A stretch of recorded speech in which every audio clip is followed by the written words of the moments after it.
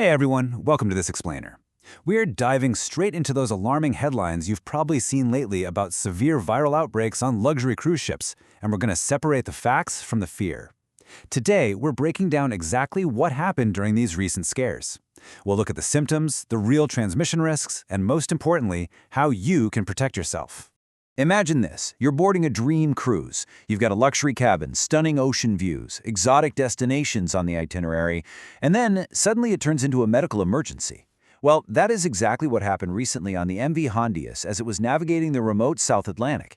As health authorities reported, several passengers became seriously ill, and tragically, multiple deaths were linked to the outbreak. It's an incredibly sobering reality that instantly grabbed global attention.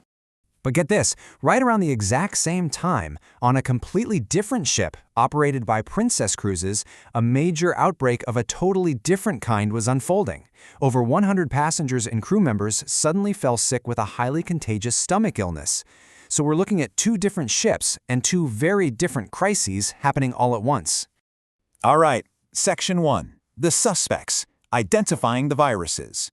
To make sense of this mystery, let's look at the primary suspect in that tragic MV Hondius outbreak. It's called Hantavirus. This is a rare but potentially deadly virus that is directly linked to rodents, like rats and mice. The crazy part? You don't even have to be bitten to get it. People can become infected simply by inhaling microscopic particles in the air that have been contaminated with rodent urine, droppings, or saliva. What's really fascinating and frankly a bit scary is that hantavirus is kind of a shapeshifter. It comes in different forms depending on what part of the world you're in. You have hantavirus pulmonary syndrome, or HPS, which aggressively targets the lungs and causes severe breathing issues. Then you have hemorrhagic fever with renal syndrome, or HFRS, which attacks the kidneys and blood vessels. Two totally different sets of systemic failures, but both absolutely devastating. Now on the flip side, the culprit on that Princess cruise ship was norovirus. You've probably heard of this one.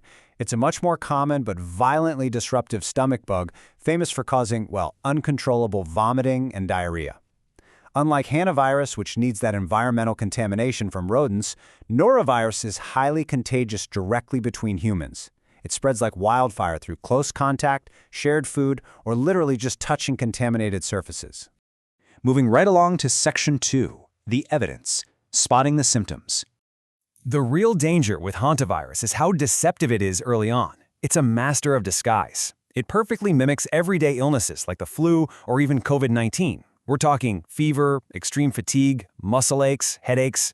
Because of this, many victims, and honestly even medical professionals, just don't realize the severity of what they're dealing with until it's almost too late. And here is where things get incredibly serious. After a few days of feeling mildly sick, the virus can suddenly push into life-threatening territory. If it's that lung-targeting HPS strain, patients deal with rapid fluid buildup in the lungs and severe breathing problems. If it's the kidney-targeting HFRS strain, their blood pressure drops and they face internal bleeding, kidney failure, and blurred vision. That sudden, rapid shift from mild to critical is exactly what makes this virus so daunting. So let's get into Section 3, the crime scene, the floating city problem. You've got to wonder, what is it about modern luxury cruising that makes it such a perfect breeding ground for these infectious diseases? Why does this keep happening? Well, think about it. The answer is literally baked into their design. These massive ships are essentially enclosed floating cities. You have thousands of people eating at the same buffets, constantly touching the same handrails and elevator buttons, breathing air from the same systems, and just interacting super closely for days or weeks at a time. It's a high-density, completely closed-loop environment. In that close-quarters setup, it is absolute paradise for norovirus, which is exactly why I was able to sweep through over 100 people on the Princess cruise so incredibly fast.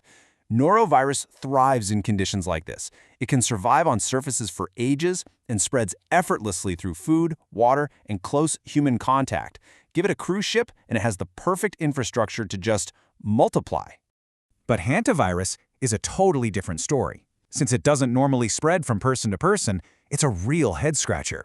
Health experts looking into that rare cluster on the MV Hondius suspect passengers either encountered contaminated environments or had direct exposure to rodents during their remote, isolated island or Antarctic route excursions. Basically, either the ship brought the passengers to the hazard, or somehow the hazard found its way onto the ship. Which brings us to Section 4, the verdict, Fact versus fiction. With all these alarming headlines flying around, we really need to cut through the noise and separate rumor from reality. Here is the elephant in the room, the single biggest fear for travelers right now.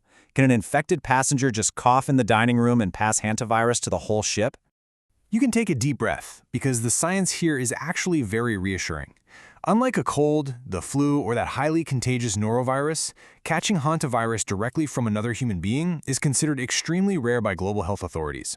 Generally speaking, it requires that direct inhalation of rodent-contaminated particles we talked about earlier. Still, health officials are not taking any chances. Because multiple people from various countries on the exact same ship fell ill, scientists are rigorously investigating the exact source of the exposure. As a strict precaution, some of the passengers returning home from the MV Hondius were actually told to isolate and monitor their symptoms just to be absolutely safe while they figure this out. Finally, Section 5. Prevention. How to stay safe. Now that we've decoded the mystery behind these viruses, let's equip you with some practical steps. These are simple, but they are your absolute best defense. We're talking back to basics. Wash your hands regularly. Avoid touching your face. Be smart at the buffet and disinfect things you touch a lot in your cabin to block norovirus. And for hantavirus, if you're on an exotic excursion, simply steer clear of any rodents or their droppings. But listen, what if you've already taken the trip? If you get home and you develop severe symptoms, we're talking chest tightness, a fever that won't break, breathing difficulties, or severe dehydration, do not wait to see if it blows over. Go seek urgent medical care immediately. And make sure you tell your doctor exactly where you traveled, so they know exactly what to look for. I know the headlines popping up on your news feed can look pretty terrifying, but the World Health Organization and other major agencies want to make one thing crystal clear. There is absolutely no reason for widespread panic. The risk to the general public is incredibly low, and getting hantavirus is still an exceedingly rare event. Plus, the cruise lines are definitely taking notes.